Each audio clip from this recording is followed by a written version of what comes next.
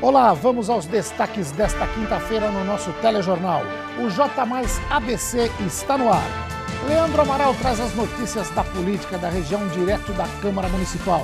A previsão do tempo para esta sexta-feira e as notícias do esporte na região. Vamos conversar em nossos estúdios com o diretor de transportes de São Caetano do Sul, Moacir Guirão Júnior.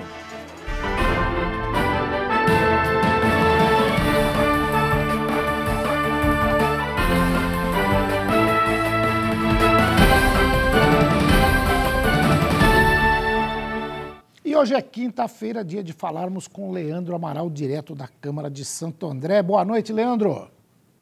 Pois não, muito boa noite, Joaquim Alessi, meu grande amigo. Boa noite a todos os amigos do J Mais ABC. Falamos diretamente da Câmara de Santo André, local, aliás, que nós batemos cartão, viu? Toda quinta-feira falando direto aqui dos trabalhos dos 21 vereadores a respeito dos principais projetos discutidos, articulados aqui para Santo André. Essa quinta, como a gente já vem discutindo aqui ao longo das últimas horas, trazendo informações em primeira mão, uma quinta diferente, porque um único item na ordem do dia, nenhum item na área da saúde, educação. Hoje, o único tema discutido na Câmara de Santo André foi a eleição da mesa diretora. O que é a mesa diretora? São aqueles eleitos responsáveis para conduzir a dinâmica, a rotina do trabalho na Câmara de Santo André, principalmente no plenário, na agilidade das votações, no tempo das votações, enfim, é quem dá as cartas aqui na Câmara de Santo André. A mesa diretora é composta pelo presidente, vice e 3 secretários, ou seja, 5 dos 21 vereadores foram eleitos para essa mesa diretora, que toma posse no próximo dia 1º de janeiro e segue nos 2 anos, 2015 e 2016. E Joaquim Alessi, se eu perguntar para você, é que você é muito bem informado, mas se eu perguntar para você quem foi eleito presidente da Câmara, você não vai acreditar. Um nome que surgiu aos 48 do segundo tempo. Todo mundo dizia que seria o vereador Evilásio Santana, o Bahia do DEM, ou como entrou no plenário, certa da vitória, Eliane Santana do PROS, ela que seria indicada pela base governista, e na última hora, numa votação 11-10, o vereador Ronaldo de Castro do PRB, que não era citado por ninguém na Bolsa de Apostas, acabou sendo eleito com a articulação dos vereadores da chamada base de oposição e independência. Então, anote aí, Joaquim. Presidente da Câmara, Ronaldo de Castro do PRB, vice-presidente Edson Sardano do PTB, primeiro secretário Almir Cicote do PSB, segundo secretário Ailton Lima do Solidariedade e terceiro secretário Donizete Pereira do PV. Isso mesmo, você não entendeu errado. Nenhum nome do PT na mesa diretora, ou seja, assim como aconteceu em 2013, mais uma vez o prefeito Carlos Grana e o comando do Paço perde a disputa no Legislativo, não tem o nome da sua confiança, não tem o nome da base governista no comando da casa, nos trabalhos aqui da Câmara de Santo André. E por que a articulação foi emocionante, Joaquim? Porque o G12, que era formado pela oposição, pelo Bloco Independente, chegou aqui ciente que ia ter chance da vitória. Só que nos últimos instantes, 2 vereadores do PROS, Marcos Pinchiari e Eliane Santana, anunciaram que votariam com a base governista, ou seja, o governo que tinha 10 passou até 12, e o G12 passou a ser G10. Na última hora, entrando no plenário, o G10 convenceu Ronaldo de Castro, que é vereador governista, estava inclusive indicado para vice de Eliane Santana, convenceu a trocar de chapa e trocar de lado. E assim Ronaldo de Castro foi eleito presidente da Câmara com 11 votos, tanto que até a ordem da votação culminou no empate, foi 10-10, e o último vereador a votar, a votação é por ordem alfabética, foi Toninho de Jesus do Solidariedade, e ele deu o 11º e decisivo voto a Ronaldo de Castro e essa chapa que nós mencionamos. Inclusive, Joaquim, para você aí que conhece tudo dos bastidores da política e para o nosso amigo fiel telespectador do J+, nós vamos trazer aqui a partir de agora a primeira entrevista exclusiva dada pelo vereador Ronaldo de Castro. Foi a primeira fala que ele fez depois da vitória, com exclusividade aqui a você que acompanha o J+, ABC. Ouça as prioridades de Ronaldo de Castro, que assume a partir de 1º de janeiro. Pois não, Joaquim, com você aí no estúdio e acompanhe Ronaldo de Castro. Legal, Leandro. A gente vai acompanhar essa entrevista exclusiva que você levou ao ar, ao vivo, no exato momento em que acabou a eleição, 5 horas da tarde, por aí. TV Mais dando um show de cobertura política e a eleição, como não é um xadrez político, o bispo fez a sua jogada, entrou pela diagonal. Então a gente vai acompanhar trechos dessa entrevista. Temos agora o vereador que foi eleito presidente da casa, vai comandar o Legislativo andreense no próximo biênio, anos 2015 e 2016, e é com ele que nós vamos falar, o vereador Ronaldo de Castro, ele que é do PRB. Ronaldo, mais uma vez, obrigado. É uma sopa de letras aqui na casa, vou até explicar, a gente falou lá anteriormente, é tanta articulação, entra presidente no plenário, sai vereador, uma hora é um, outra hora é outro, e aí culminou na sua votação 11-10, como de costume, uma eleição sempre muito emocionante aqui em Santo André. A que se deve a sua eleição e como é que você recebeu essa indicação aqui dos outros 10 vereadores? Leandro, quero dar uma boa tarde a todos os telespectadores que estão assistindo essa programação. Foi essa construção. Eu fui eleito o vereador mais atuante pelo Instituto Tiradentes no primeiro ano de mandato. Eu tenho um bom relacionamento com todos os vereadores. Os 21 comigo, contando comigo, eu tenho um bom relacionamento. Isso foi se construindo. Mas a presidência veio hoje. Foi um grupo, são vereadores, os pares, que compuseram comigo hoje. Para mim foi uma surpresa. E eu me tornei o vereador, mas para trabalhar pela cidade, para trabalhar juntamente com o prefeito, como foi no primeiro biênio, eu sou sustentação, sempre andando junto com o prefeito, com a administração, em prol da melhoria da cidade de Santo André. Nós não podemos aceitar Santo André parada, uma cidade tão boa. O ABC todo é muito importante para o Brasil, para São Paulo. Então, foi assim, essa construção hoje foi assim um relâmpago. Eu cheguei e me tornei presidente. A verdade é a seguinte, né? Por mais esse discurso que o vereador Ronaldo de Castro, agora presidente, que vai tomar posse dia 1º de janeiro, diga que faz parte da sustentação, o que aconteceu é que o governo apostou no PROS, né? O partido da Eliane Santana e do Marquinhos Pinchiari, mas perdeu para os contras. Porque essa jogada de última hora, e aí eu volto à questão do xadrez mesmo, foi uma articulação de altíssimo gabarito, de altíssima competência, e basicamente de 2 vereadores que trabalharam na surdina, os nomes nem foram citados aí, Ailton Lima e Edson Sardano, que é o vice-presidente da Câmara também, que será o vice-presidente a partir de 1º de janeiro. Isso faz, literalmente, com que o PT, que já teve uma votação muito ruim na eleição presidencial em outubro, só 33% dos votos na cidade, coloque literalmente as barbas de molho. São Bernardo entrou na última etapa do serviço de coleta seletiva porta a porta e atinge a meta de 100% de cobertura até o final de 2014. Iniciado em junho de 2013 pelo bairro Ruge Ramos, o serviço de coleta seletiva porta a porta de São Bernardo atinge na próxima terça-feira 100% de cobertura, quando chega ao Riacho Grande. Separado por etapas, o serviço foi gradativamente beneficiando os bairros. Faz parte da última fase a região central da cidade, que inclui os bairros Baeta Neves, Cooperativa e Nova Petrópolis. Agora, a Prefeitura se empenha para atingir a meta de reciclagem de 10% até o final de 2016.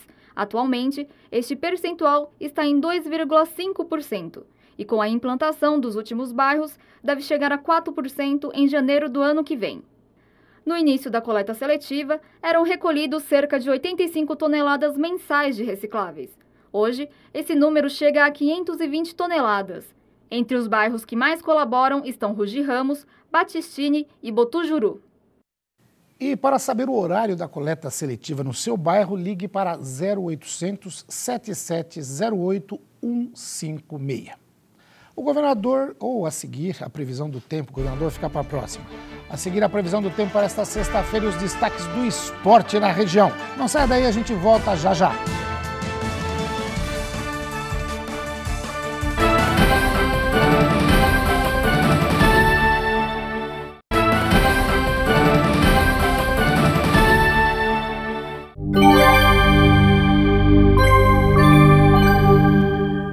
O tempo mudou completamente nesta quinta-feira. A frente fria trouxe chuva e temperaturas mais amenas. E para sexta-feira, o tempo promete ficar igual, mas na parte da tarde o sol pode aparecer entre nuvens. Já no interior paulista, o sol e o calor continuam predominantes. Vamos conferir agora como ficam as temperaturas na previsão do tempo para esta sexta-feira. Em Mauá, a mínima será de 17 e a máxima de 22 graus. E na capital, a mínima será de 17 graus e a máxima de 24. Já no litoral paulista, no Guarujá, as temperaturas devem oscilar entre 19 graus de mínima e 24 graus de máxima. No interior paulista, na cidade de Piracicaba, a mínima prevista é de 18 graus e a máxima deve chegar aos 28 graus. Basquete de Santo André. Agora vamos conferir as notícias do esporte na região.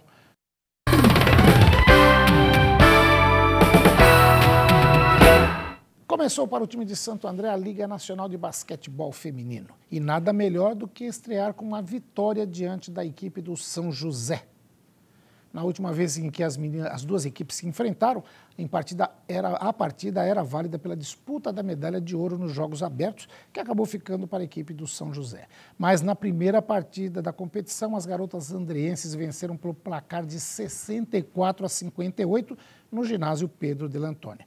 Um dos destaques do jogo foi a ala Jaqueline Silvestre, que também fez parte da seleção brasileira e marcou 17 pontos, 7 rebotes e 3 assistências. O próximo jogo do time andreense será no dia 15 de dezembro, às 8 horas da noite, contra o americano, no ginásio Pedro de Lantônia também.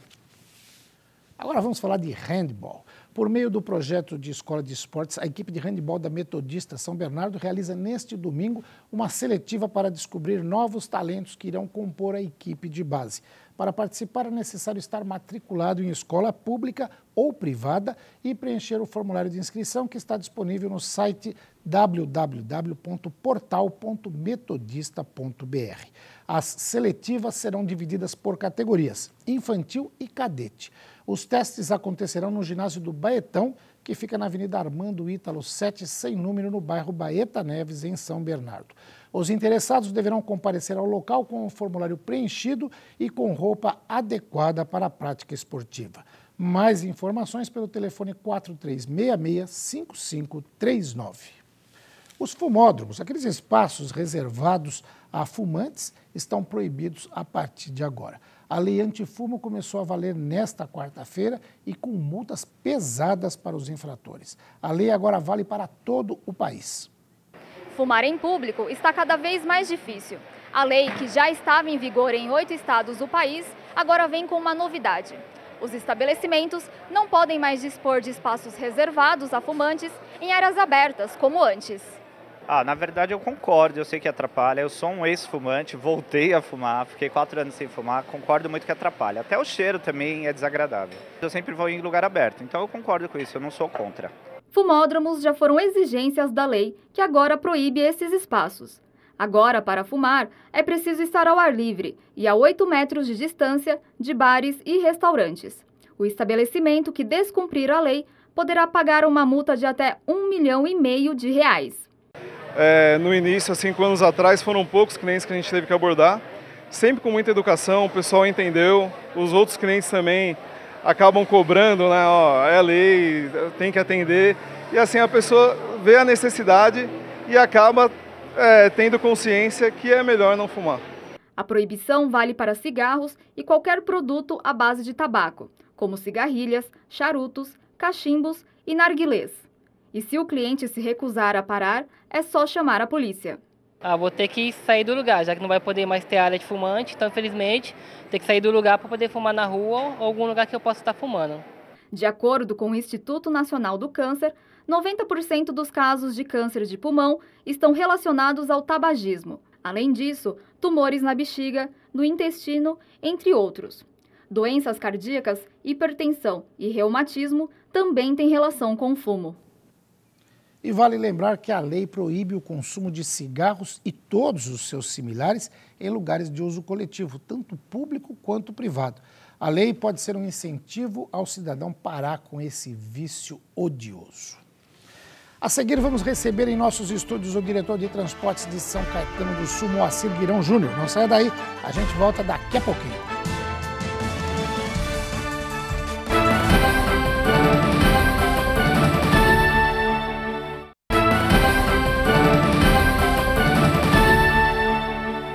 Agora vamos conversar com o diretor de transportes de São Caetano do Sul, Moacir Guirão Júnior. Moacir, boa noite, obrigado por comparecer à bancada do J Mais ABC. Eu que agradeço, Joaquim, obrigado. Estou sempre à disposição aí da TV Mais e à sua disposição quando você precisar. Ótimo. Bom, a gente vai falar do sistema rotativo de estacionamento, popularmente conhecido como Zona Azul, que ficou um tempo desativado em São Caetano do Sul e, felizmente, desde 17 de novembro voltou a funcionar. E eu digo felizmente porque eu vou muito para São Caetano do Sul e quando você não tem essa regulamentação, você não consegue vaga. Agora, tendo a regulamentação, o horário certo, o tempo determinado, a coisa funciona melhor, né, Moacir? É verdade. Bom, a Zona Azul, o retorno da Zona Azul trouxe imensos ganhos à cidade. E com toda certeza, acho que o ganho maior é a rotatividade de vagas.